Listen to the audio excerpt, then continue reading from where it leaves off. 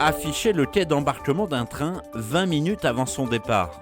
C'est le signal attendu à chaque fois par des centaines de passagers. À première vue, un jeu d'enfant, mais en coulisses, une tour de contrôle est en alerte et veille à ce qu'aucune fausse note ne vienne troubler la mécanique. Notre client, il est satisfait pas uniquement si son train va partir à l'heure pile, il est aussi satisfait s'il a eu avant et pendant ensuite son voyage toute l'information qui lui permet de se renseigner. Leur objectif, informer au mieux les passagers pour que leur voyage soit une formalité. Ouais, c'est important, on fait voyager des gens qui ont des rendez-vous importants, qui s'ils prennent le train c'est pas pour rien, qui partent en vacances en situation normale. Il faut qu'on soit là et il faut qu'on rende le client une expérience plus que satisfaisante, quoi. Et notamment sur l'information voyageur.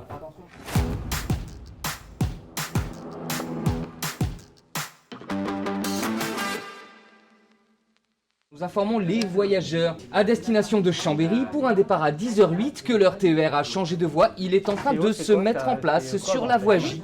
À la gare de Lyon-Part-Dieu, cette tour de contrôle dernière génération est gérée par Gares & Connexions.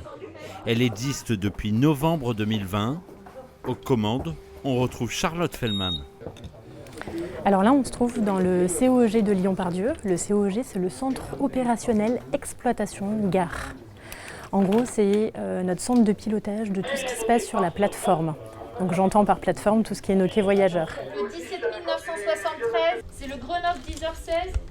Il va passer Juliette au lieu d'hôtel. Ce COEG est le 4e construit en France sur les 9 prévus initialement. Le gestionnaire de plateforme, c'est le chef d'orchestre de l'ensemble des acteurs qui sont présents. Mais pour que chacun puisse jouer sa partition, il faut que tout le monde la connaisse. Et c'est pas juste parce qu'il y a un bon chef d'orchestre que ça fonctionne bien. Il faut que toutes les équipes soient coordonnées sur les mêmes objectifs. Et justement, une information du terrain vient de remonter qui pourrait bien ralentir l'embarquement des passagers. Je dois embarquer 10h36, 9811, et sur Kido, il y a un escalator sur la rampe qui est en panne en maintenance. Et ton escalator qui fonctionne, il est à la montée ou à la descente?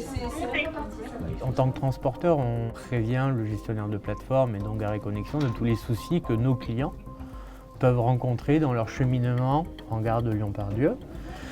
Les escalators et les ascenseurs sont quand même des éléments un peu sensibles. Nous, un escalator qui est en panne, les clients vont devoir prendre la rampe ou devoir prendre les escaliers. Ça va mettre peut-être un petit peu plus de temps.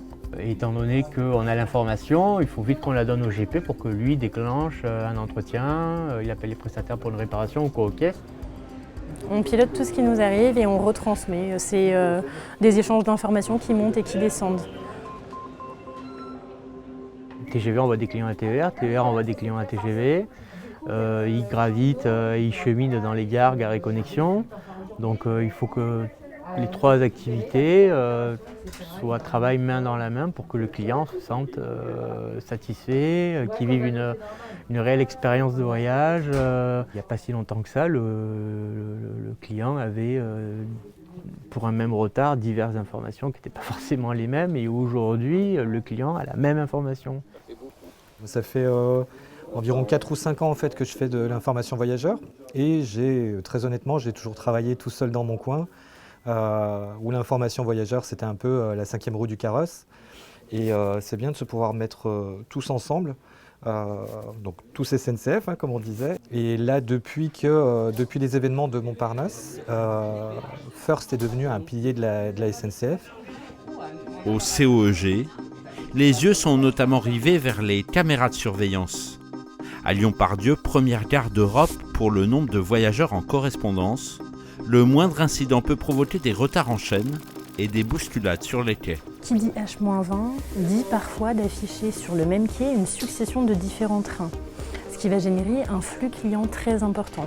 Donc là, il y a une vigilance et c'est tout le rôle du gestionnaire de plateforme de pouvoir justement surveiller ces flux, d'être en vigilance par rapport aux désagréments que ça peut poser, à la fois pour les équipes d'embarquement qui sont en bas, mais aussi éventuellement sur la circulation des trains, tout simplement, si les quais sont bondés, d'être vigilant à ce que les clients restent bien en sécurité sur leur quai voyageur.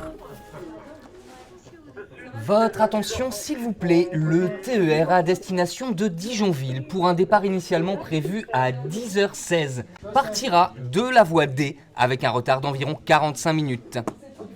Derrière son micro, Denis peut intervenir à tout moment pour faire retomber la pression.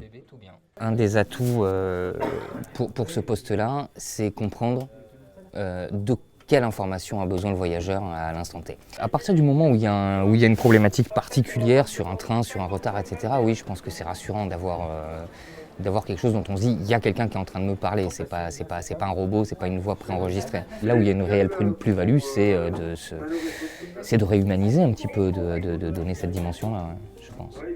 J'étais originaire de région parisienne, j'ai fait mes études sur Grenoble et sur Dijon. J'ai beaucoup pris le train, principalement le TGV, et j'ai eu tous les incidents possibles et inimaginables au cours de mes voyages. Et faisant des études en communication à l'origine, je ne comprenais pas qu'on ait si peu d'informations à cette époque-là, donc c'était dans les années 2010. Et donc mon souhait c'était de comprendre et du coup de rentrer à la SNCF pour comprendre comment ça fonctionnait. Et puis de tout changer aussi. Arrivé avec 1 minute d'avance sous gare. Chaque jour, les équipes assurent désormais le service après-vente et débriefent ce qui n'a pas fonctionné la veille pour améliorer encore la circulation de l'information. En fait, ça c'est vraiment sur l'expérience client et qu'on mesure à l'aide de nos ECM, donc les enquêtes clients mystères ou le baromètre de satisfaction client. Et on mesure que l'information voyageur, en fait, elle se positionne exactement au même plan que tout ce qui est ponctualité. On fait pas ça en fait pour la gloire entre guillemets quoi.